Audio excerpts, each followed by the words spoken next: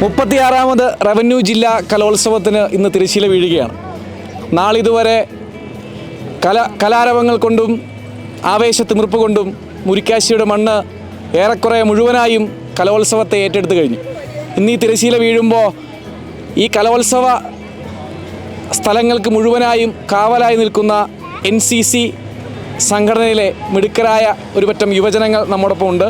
അവരോട് ചോദിക്കാം, എങ്ങനെ ഉണ്ടായിരുന്നു കലോത്സവത്തിലെ ഓരോ ദിനങ്ങളും NCC ഡ്യൂട്ടിയും ഒക്കെ? എത്ര ദിവസമായി നമ്മൾ? എത്ര ദിവസമായല്ലേ? 5 ദിവസമായി. എങ്ങനെ ഉണ്ടായിരുന്നു NCC വന്നിട്ട്? ആദ്യമായിട്ടല്ലേ നമുക്കൊരു റവന്യൂ ജില്ലാ കലോത്സവം കിട്ടുന്നത്? വർഷം കൂടി വരുന്നു. അതെ. ഞാൻ ആദ്യമായിരുന്നു. നല്ല എക്സ്പീരിയൻസ് ആയിരുന്നു. എക്സ്പീരിയൻസ് എന്ന് പറഞ്ഞാൽ ഇവിടെ ട്രാഫിക് ഡ്യൂട്ടി ആയിരുന്നു കിട്ടിയത്. പാർക്കിംഗ് ആണ് ഏറ്റവും പ്രശ്നം. പിന്നെ ഓരോ സ്റ്റേജിലായിട്ട് ഓരോ 5 പേരെ വെച്ച് ഡ്യൂട്ടിക്ക് ഇടണം. നല്ല കഷ്ടപ്പാടായിരുന്നു. നമ്മൾ ആളുകൾ അനുസരിക്കുന്നുണ്ടോ?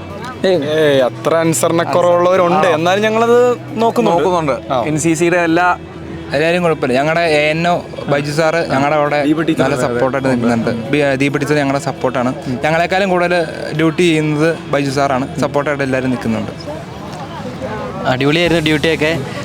രാവിലെ വരണം. എൽദോസ് ഭയങ്കര ഒരു നല്ല സീനിയറായിട്ട് ഞങ്ങളുടെ തന്നെ എപ്പോഴും ഉണ്ടായിരുന്നു.